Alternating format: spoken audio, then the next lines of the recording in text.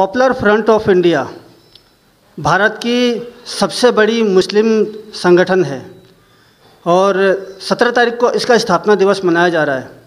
तो हम यहाँ आए हैं इनके जयपुर के ऑफिस में और हम बात करते हैं कि ये संगठन बनाने का उद्देश्य क्या था और किस किस पर्पज़ पर काम करता है। सबसे पहले तो हमारे चैनल पर आपका स्वागत है सर। धन्यवाद।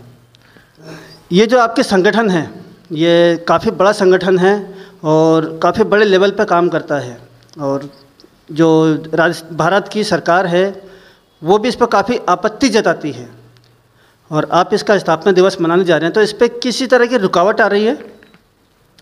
पॉपुलर फ्रंट ऑफ इंडिया, जैसे कि आपने कहा, एक भारत का, पूरे मुल्क का एक बहुत बड़ा एक मुस्लिम संगठन है जो हमेशा जो भी मुल्क के सामने जो भी मसाइल दरपेश रहते हैं, चाहे वो मुसलमानों से मुताल्लिक हो, चाहे दलितों से हो या किसी भी तरीके से जिससे देश की जनता को समस्या होती है, ऐसे एक मामलों में हमेशा सरकार के ख़िलाफ़ और यहाँ की जनविरोधी जो ताकतें हैं, जो हिंदुत्ववादी फांसीवादी ताकतें हैं, उनके खिलाफ़ अपना स्टैंड रखता है। इसीलिए सरकार के खिलाफ़ जब हम लोग उनकी नीतियों का विरोध करते हैं तो सरकार हमेशा हमारे रास्ते में क्या है, रोड़ा अटकाने के लिए कोशिश करती है। लेकिन अल्हम्दुलिल्लाह हम लोग पिछले 23 साल से देख रहे हैं कि पॉपुलर फ्रंट ऑफ इंडिया के साथ जो अवामी ताउन लगातार बढ़ता जा रहा है, उसकी वजह से उन लोगों को हमें रोकना आसान नहीं होगा। पॉपुलर फ्रंट ऑफ इंडिया किस किस मुद्दों पर काम करती है? पॉपुलर फ्रंट ऑफ इंडिया समाज के हर क्षेत्र में काम करती है। आप देख सकते हैं पिछले कई सालों में जितने भी मुल्क में जितने भी आपदा या मुश्किलात आई हैं, उसमें पॉपुलर फ्रंट ऑफ इंडिया ने सबसे ज़्यादा बढ़ चढ़ कर हिस्सा लिया। हम लोग जो कोरोना महामारी की बात करें तो पॉपुलर फ्रंट ऑफ इंडिया ने पूरे देश में कोरोना महामारी में जो काम अंजाम दिया, मैं समझता हूँ बेमिसाल है। ख़ास तौर से जो मृतकों का जो अंतिम संस्कार था, न केवल मुसलमानों का बल्कि हर समुदाय के, हर धर्म के लोगों का हम लोगों ने अंतिम संस्कार किया।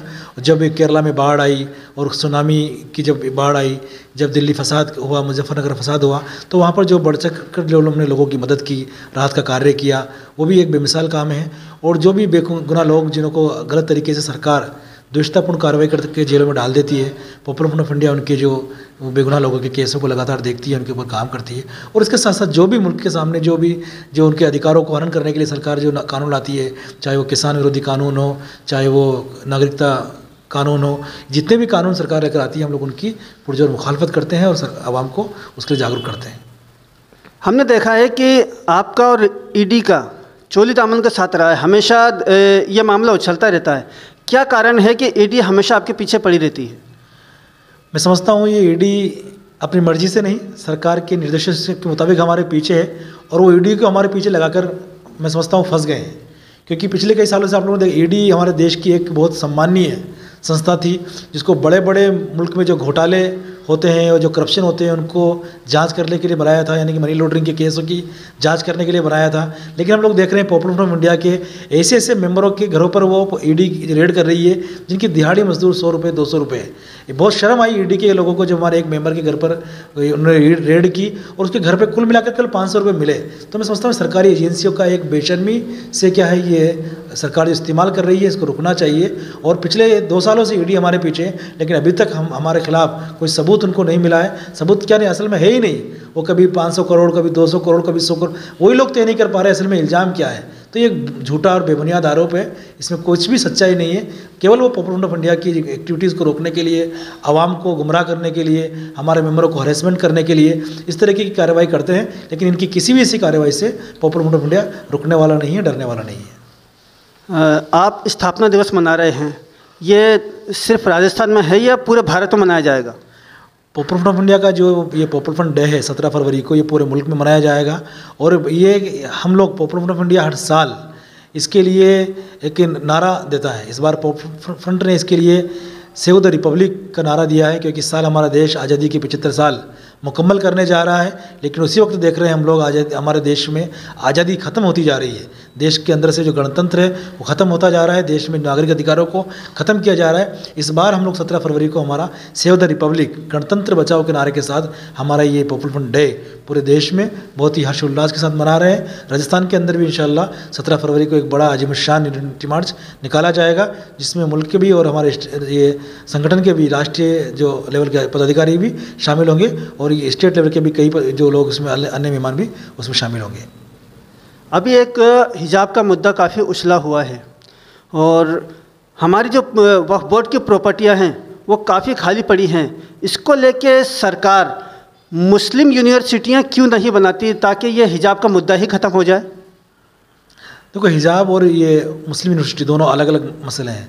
हिजाब जो हमारा जो संवैधानिक जो अधिकार है, यानी कि हर एक इंसान को अपने जो धार्मिक आज़ादी को, अपने धर्म को फॉलो करने का और उसके जो अपनाने का जो अधिकार है, वो उससे जुड़ा हुआ मसला है। वो केवल मुस्लिम यूनिवर्सिटी का मसला नहीं है। हर एक जितनी भी देश में शैक्षणिक संस्थाएं हैं, हर शैक्षणिक संस्था के अंदर हर एक धर्म के लोगों को अपनी मर्जी से जो उनके धार्मिक अधिकार है उनको पालन करने का अधिकार होना चाहिए। ये हिजाब कोई मुद्दा नहीं है। असल में कर्नाटक के अंदर हम लोग देख रहे हैं, जो बीजेपी गवर्नमेंट है लगातार वो इस तरह की कुछ ना कुछ मसले खड़े करने की कोशिश कर रही है।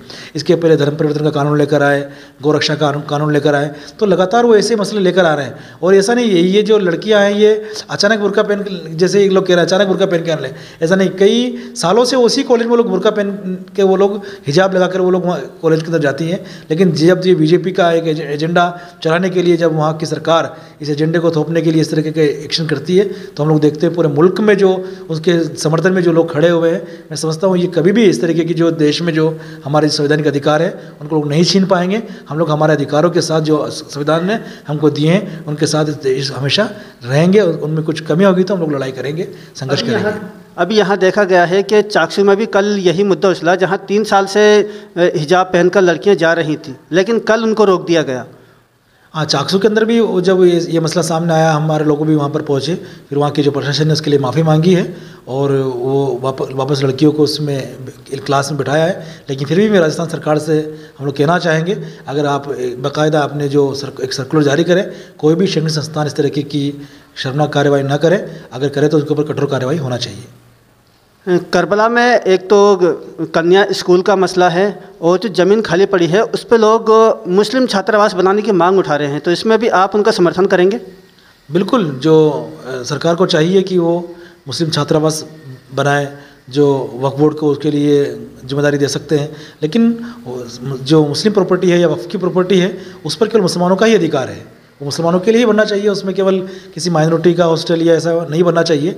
मुस्लिम प्रॉपर्टीज़ पे मुसलमानों के लिए हॉस्टल और जो शैक्षणिक संस्थाएं में बनना चाहिए। 15 साल से वहाँ पे कन्या स्कूल की ज़मीन आवंटित हो गई है, लेकिन अभी तक उसको बनाया नहीं गया। इसको लेके आप सरकार से कुछ मांग करेंगे?